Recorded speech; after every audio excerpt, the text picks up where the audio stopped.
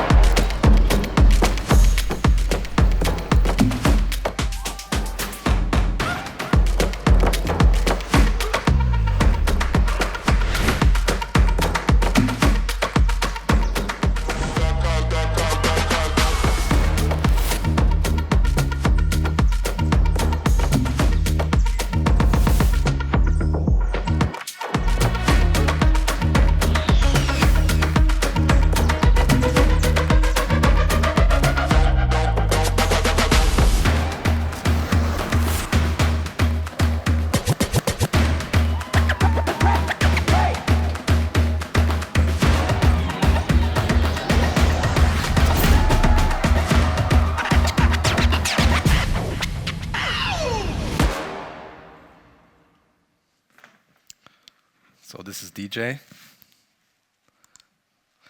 And what looks quite simple on the surface is actually powered by some of the most cutting-edge AI technology in music in the market right now.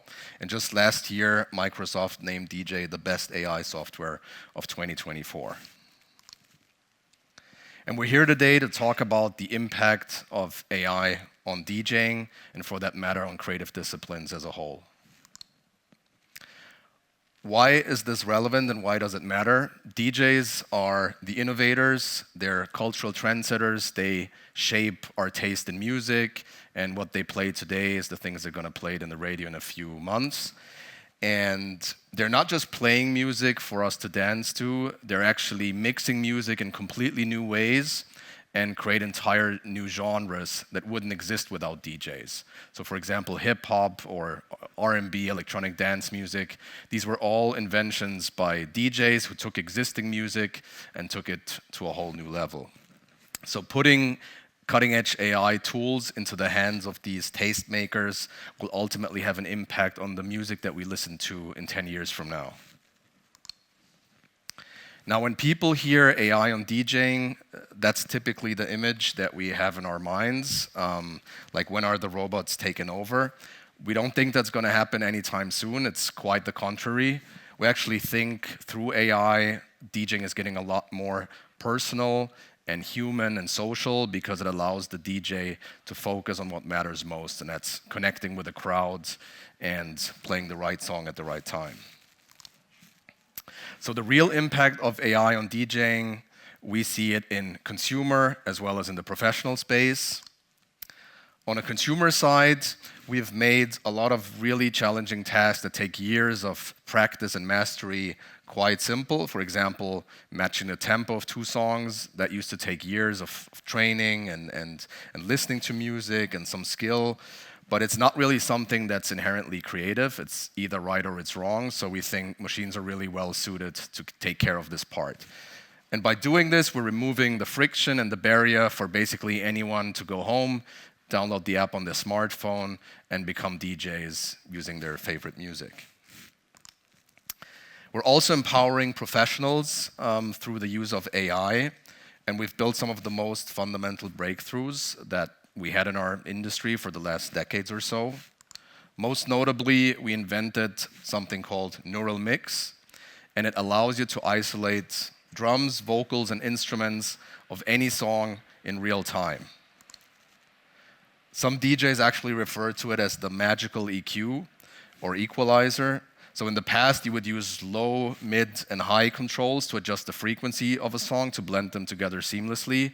You might know that in the car radio, where you have the bass and the mids, and then you just tweak the song and the sound to your liking. And DJs do that, you know, when you see them fiddling around nervously with the knobs, that's usually what they're doing. They're trying to adjust the frequency of two songs as they're mixing them together. But what we thought is like, you know, we have these AI capabilities, why don't we build an equalizer that's much more intelligent than that? So instead of reducing the bass from a song, we can actually, in a very high precision fashion, isolate the drums, remove the vocals, bring in the vocals from another song. And this puts DJing on a whole new level in how you can remix and recontextualize existing songs. And of course, one of the most essential tasks for a DJ is finding the perfect next song to play. And today you have access to millions of songs. It's quite daunting sometimes to find the right track. And we're helping DJs narrow down that selection to only a handful, and then they pick what they find best to entertain the crowd. So looking at the evolution of the DJ, they're no longer mere technicians, they're becoming more curators and storytellers because we're abstracting away a lot of the bulky and complex technology that was there, and we're making it a lot smarter. And they can actually focus more on building musical journeys for their audiences, focus on the crowd and on the energy. And ultimately, we think we're making DJing a lot more human and social than it ever was.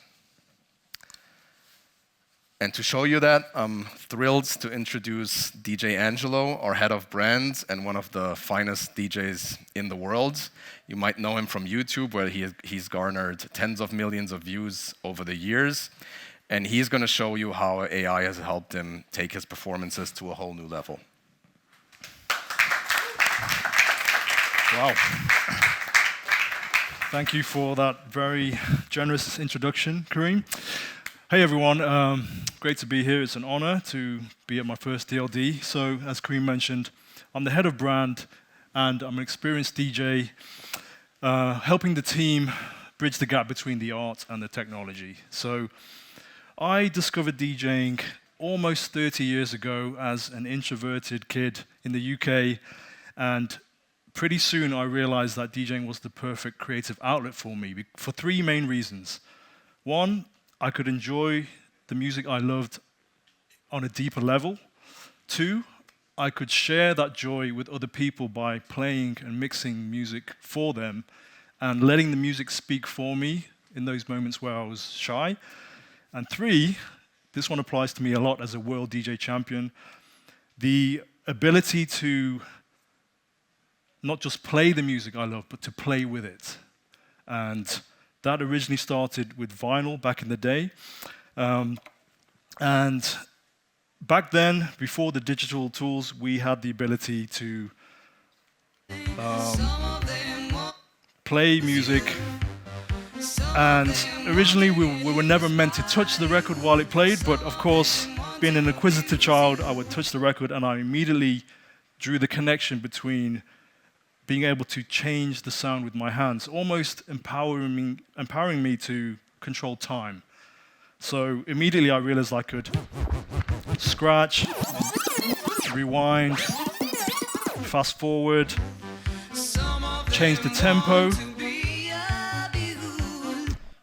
And that was fun to a certain extent, but it wasn't until the digital tools came into the fray, and that's when my creativity really exploded, because now I have a device that can fit in my pocket. I also have one here That is everything I need to power an entire professional DJ performance, from the computing of the software, powering the AI, and even the gateway to millions of songs at my fingertips, all controlled via a professional setup by simply connecting it with a USB cable. So now we have the added advantage of being able to jump around the track into different positions. So immediately DJing becomes less linear. I can play the song and repeat parts I want. Also, I can add effects. I can also create loops. And I can even change the key of the song.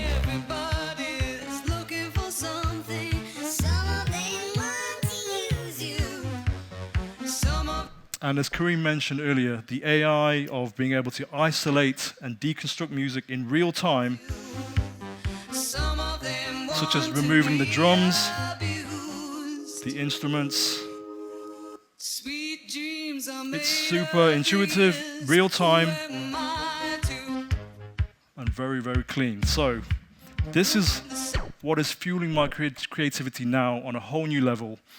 And I'm able to now take other people's art, other people's songs, and create art that is my own by manipulating it. And that's something I would like to show you right now. So if you guys are up for seeing a performance, can you make some noise?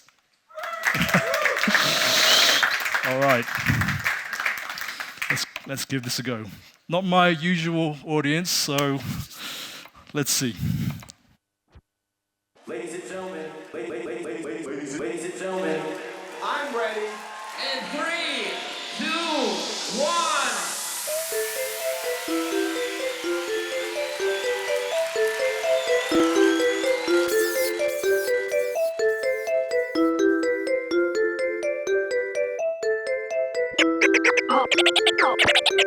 Oh, cause I'm learning to go. Oh, cause I'm learning to go. Oh, cause I'm learning to go. Oh, cause I'm learning to go. Oh, cause I'm learning to go. Oh, cause I'm learning to go. Oh, cause I'm learning to go. Oh, cause I'm learning to go. Oh, cause I'm learning to go. Oh, cause I'm learning to go.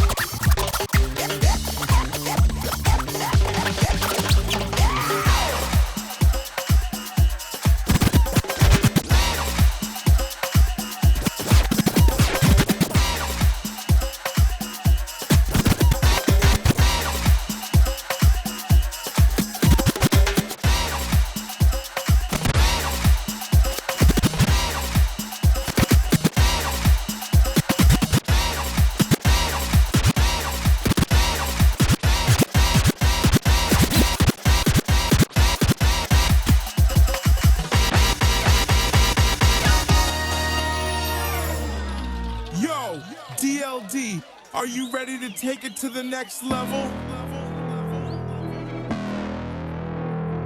You're listening to DJ Angelo. Every now and then, there's a new technology that comes along that completely changes the market. Welcome to the next level. DJ, turn it up. DJ, bring it back. Welcome to the next level. The next level.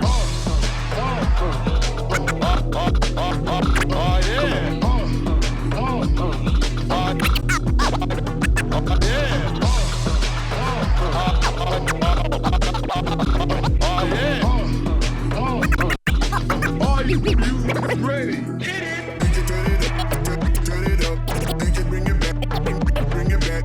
DJ, turn it up. Turn it up. Play that shit, shake. Play that shit, shake, shake. Yeah, DJ, turn it. DJ, turn it up. DJ, bring it back. DJ, bring it back. DJ, turn it up. DJ, turn it up. Let your light like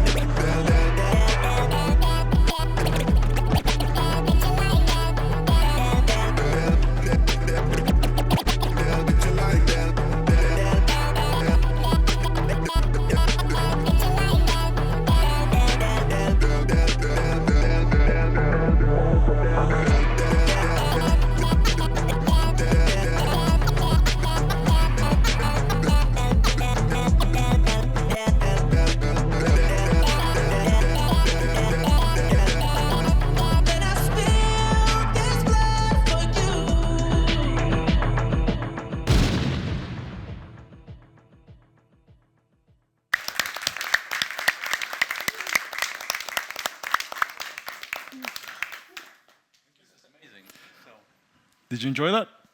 Very much. Awesome. Do you have a microphone? I have a microphone. Yes. Hello, hello, yeah. So, this was amazing. Thank you, Mark. Thank you so much, Angelo. Big Pleasure. round of applause. Thank you. So, as you see, we have a panel, and since you don't want to hear me speaking, come to the stage. Hasib, radio host and journalist known for, you know, bringing people together, storytelling, known for your broadcasts. Yeah, I think I've got a mic here actually. Double mic. Good. Wait, does this one work? Yeah. Is it on? Oh, cool. Hi everyone, how's it going? Yeah, I'm Hasib Iqbal. It's a pleasure to be here at DLD, back again, speaking here. I'm a radio broadcaster, presenter, writer, DJ, and artist in residence at the Tate Modern and 180 Studios. And yeah, my work revolves around playing music to crowds, but also connecting that intersection of culture and history and context. And yeah, the storytelling as well as the sound. So yeah, thanks for having me. It's great to be here. Yeah. Next is Lutz Leichsenring. Tell us, what do you do? I have also a microphone. Cool. Which doesn't work.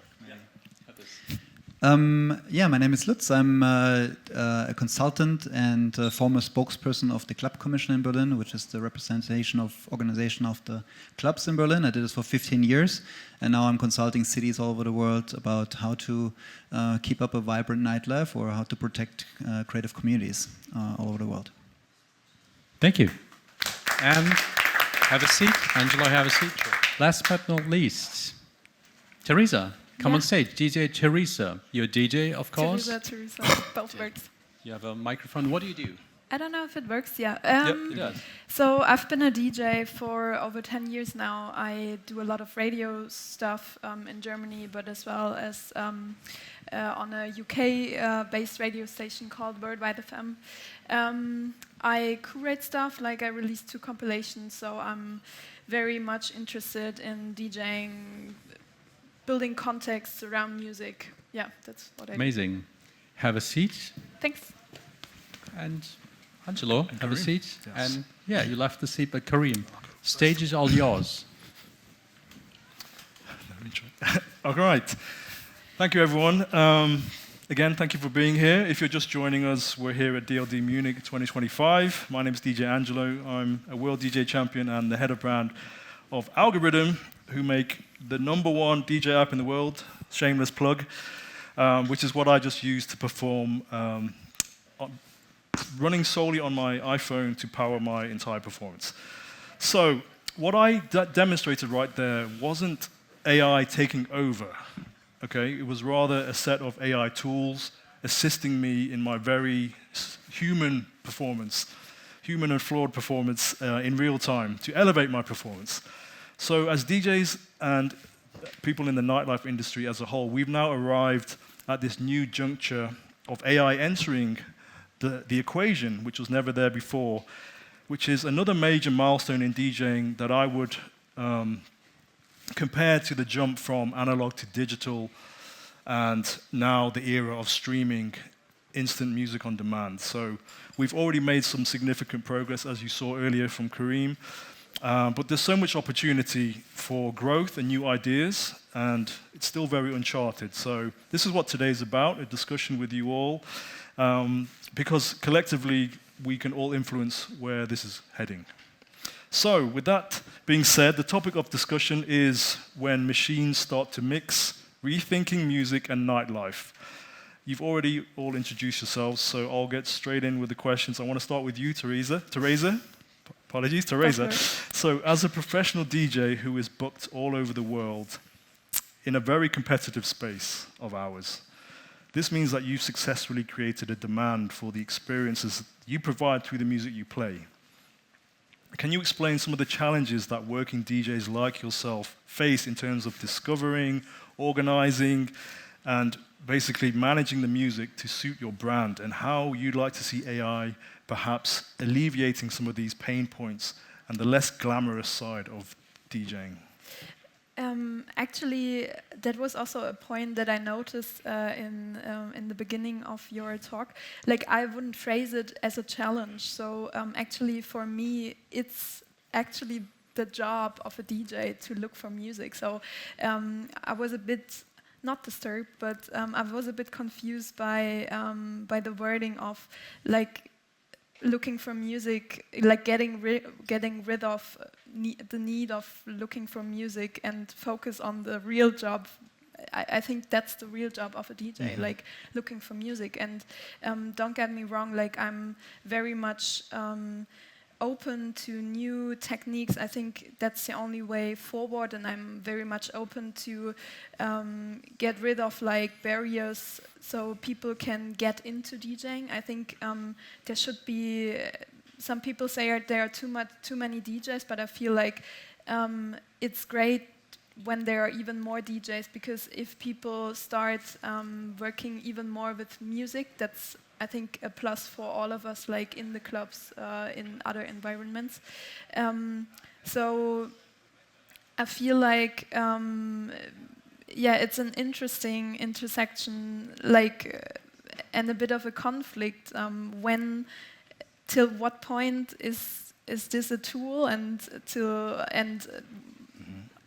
at what point does it start to take over? Like, because I feel like it was never a challenge for me to learn how to beat match, for example. It was just it's a fun thing to learn actually for me. And some people might think that this is like differently, and maybe some people also get in touch with the DJ software into DJing and then want to get deeper into it. That's totally fine. Yeah, I think I'm already talking too long, so maybe you want to. No, that's great. That's great. You've actually teed me up for the perfect question to aim at Kareem here. So Kareem, you've been trailblazing the development of AI in DJ software for many years, and you're a very classically trained piano player, very skilled.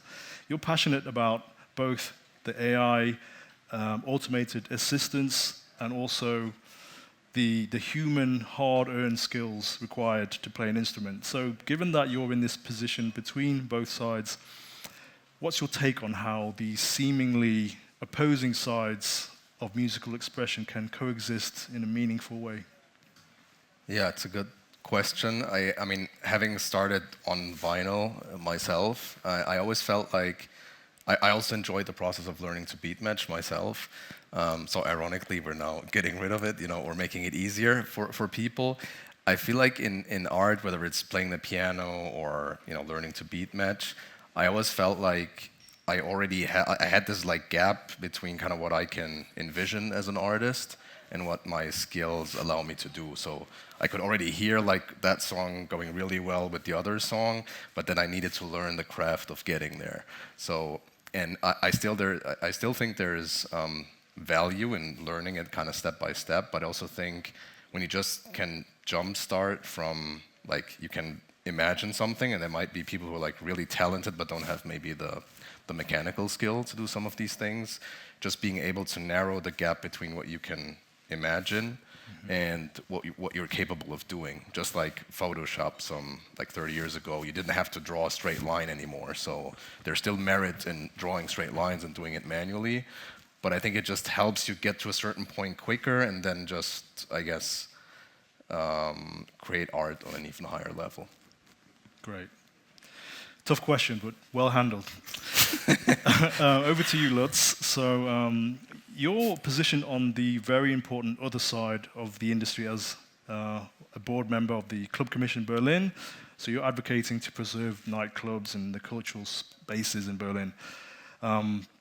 So when we think of nightclubs, the format hasn't really changed for decades. It's someone playing music to make people dance.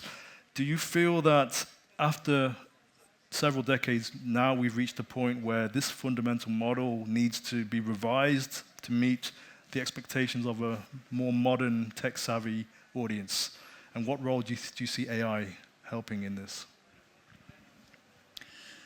To answer that question, I don't have an answer yet, because I don't really believe the idea of somebody, Elia, you probably know him, he's pretty famous on Instagram with his future thoughts on DJs. His take on the DJ craft is everybody is a DJ who collects music.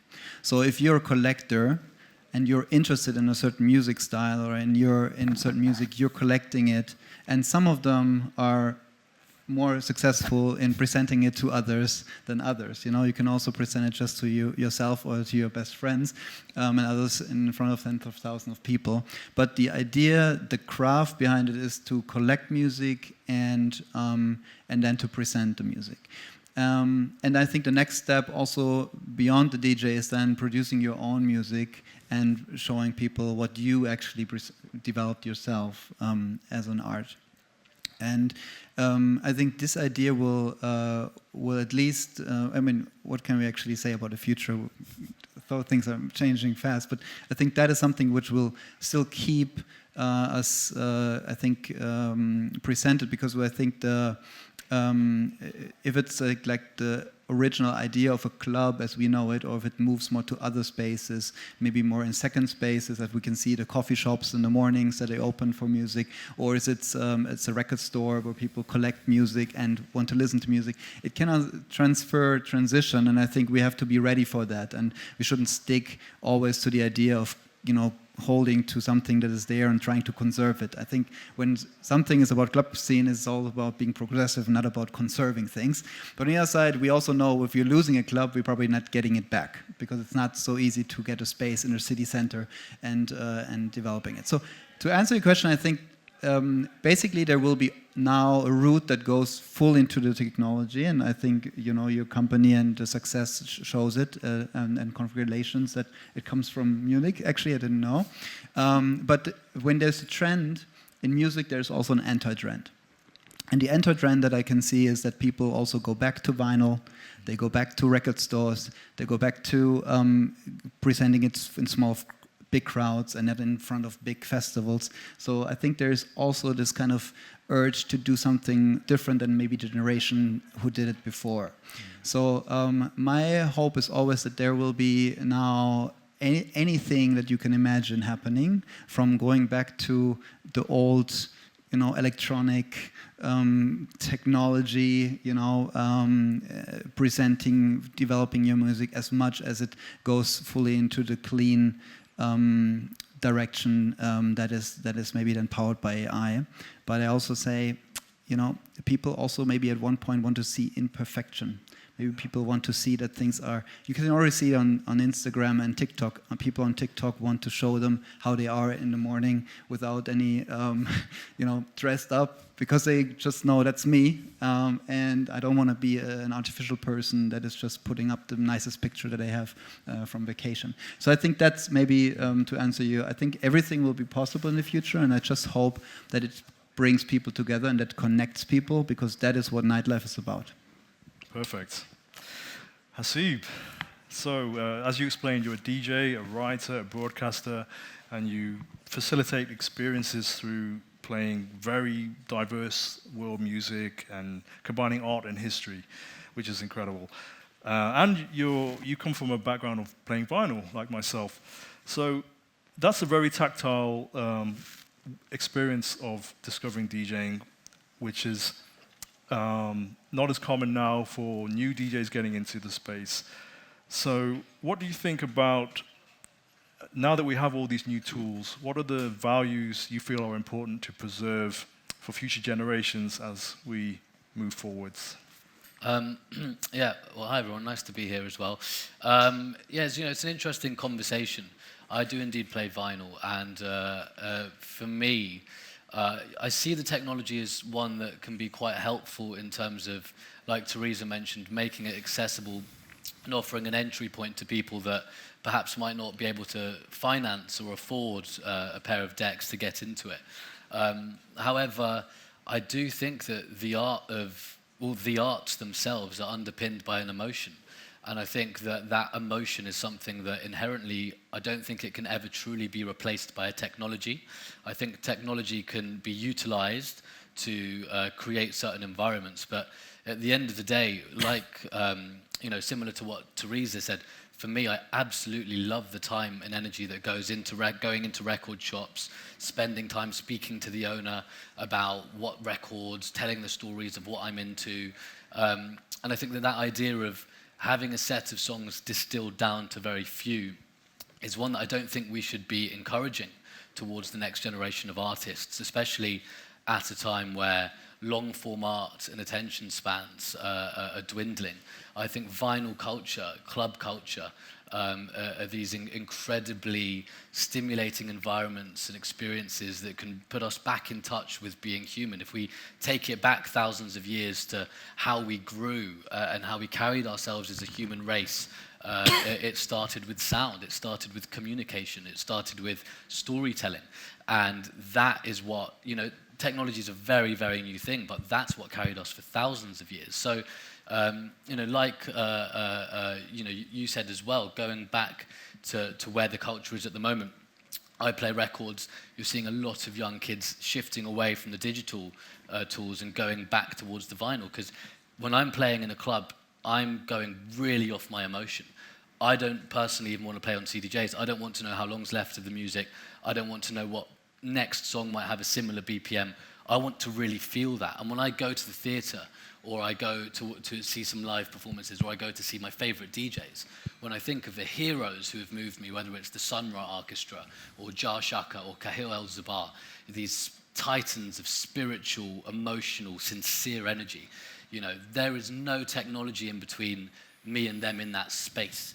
And I think that's why emotion is the thing that's going to carry forward the arts. And in a world where technology is able to help facilitate so much connection, it will never be able to replace the connection that exists in a club. And if you go to a club and there's an AI DJ, I don't think that's a club that's going to leave an emotional impact in a person. So I think the technology should be used in a way that can help facilitate that connection and make it more open and accessible. But we must be aware that, personally in my belief, that it's going to be the human nature, the long form, the patience, and not rushing, that's going to create those deepest connections that will leave those impressions that will transform the way that people feel. And that's how I intend to carry on, I think, in my work. Great. Teresa. Can I add something? Of course. Apart from emotions, which I agree with Hasib, I feel like also this skill not only to be able to beat match to songs, but also to be able to to listen, to really, really listen to songs and to deep listen. If two tracks could go together, I think that's such an important skill, and I feel like with narrowing down your library to maybe songs that would be in key with other songs, or I don't know which algorithm decides what song would be next. I feel like this skill is so vital for also your own development of being an artist. I think that's also something which I would like to hand over to future generations. And I think with young people buying more and more vinyl again, I think that's something they already know, but that's what I wanted to mention as well. I have a question to you, because I saw you performing, and I didn't see so much the AI behind it. So I thought you choosing songs that you apparently knew before, because you also, I don't know, did you everything do like instantly, or did you also practice certain songs? I mean, in the interest of shortening the performance, I prepared that today. But yeah, so you performed something, and there is a match feature that can suggest songs based on my own record collection, my own music collection. So it's not only suggesting songs I may not know from other sources, but reminding me of the magic that I may have forgotten in my own collection. So. But would you also listen into headphones and listen to the next song, or would you still give it to the? Yeah, pre-queuing would always be part of it. Be recommended for any. Yeah, because I mean, I think it's not also hard to compare the DJ styles that we have here on every different audience has different settings, but I saw you very much performing, and I didn't see so much of a difference of a DJ that I would say like I see in a New York club, I don't know, like 20 years ago, who also use a lot of scratching and mixing, and you maybe have a lot of knots more. But maybe you can tell me what is the biggest difference that you actually do? I mean, the main tool that I was using was the AI-driven neural mix stem separation. So you may have heard the song I was playing by Finder by Nine Toes. I had a version which was the original with the steel drums, and I had a cover with the horns, and I was swapping the instruments between the two in real time. So I'm able to remix on the fly and cleanly separate elements from songs to create a new composition, and that was done with vocals, the instruments, and the drums. So. That was the main thing I featured today, to show how easy and instantly that can be done. And you? I just want to say, I mean, that is the original idea also of DJing, when you use the technology as an instrument, you know, and you're changing existing songs in something new. And there are even court decisions in Germany about this, what actually DJing is and what it means. And it means that you're not just playing one record after another, you're also performing and changing maybe and mixing and stuff like that. So yes. Yeah, I mean, since I was young, I dreamt of being able to be completely fluid in the way I play, being able to go anywhere at any time seamlessly. And like you said, Haseeb, following your emotion and never getting to a dead end in the mix, always having somewhere to go. And the technology I see is a way to enable me to make that experience smoother and more seamless for the listeners and the audience I'm entertaining.